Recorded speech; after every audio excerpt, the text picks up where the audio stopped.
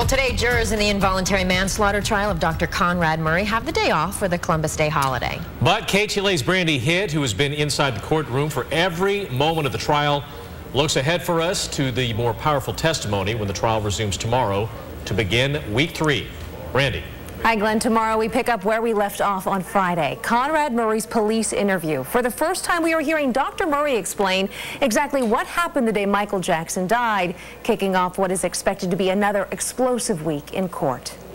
And then I gave him medication to have him sleep. Week 2 in the Conrad Murray Michael Jackson death trial ended with the moment many were waiting for.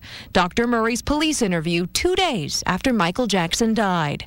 I was trying to wean him off with the propofol. In the taped interview played before the jury, Murray admitted to LAPD detectives he gave the singer Valium, then lorazepam and midazolam to help him sleep after rehearsal. Did that help him relax?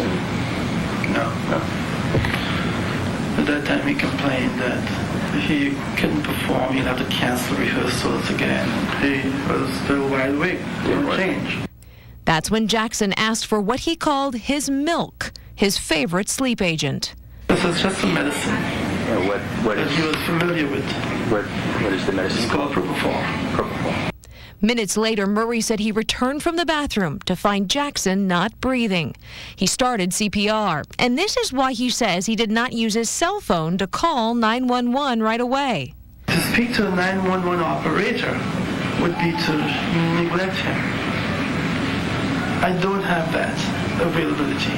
But prosecutors contend Murray did neglect Jackson and was busy making several phone calls and sending emails after the pop singer was given a deadly dose of propofol.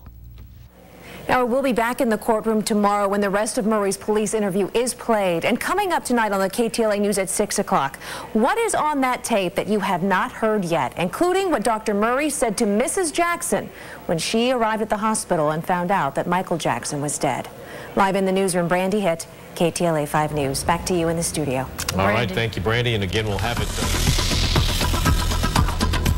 Jurors in the trial of Dr. Conrad Murray took a break today for the Columbus Day holiday. KTLA's Brandi Hitt tonight with a preview of what to expect when court goes back into session tomorrow.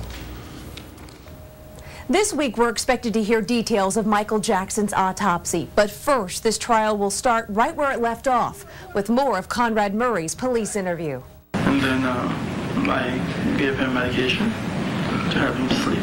That is a portion of Conrad Murray's interview with LAPD detectives. And tomorrow, the jury will get another dose. I've read the transcript. KTLA legal analyst Tanya Young-Williams says in the final 45 minutes of that interview, the doctor changes his tune.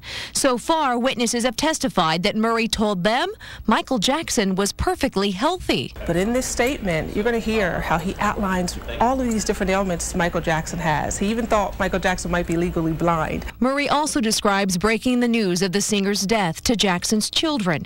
He says Paris cried out that she didn't want to be an orphan. Jurors heard the first portion of this interview on Friday when Murray admitted to giving Jackson a combination of sedatives to help him sleep. Did that help him relax? No.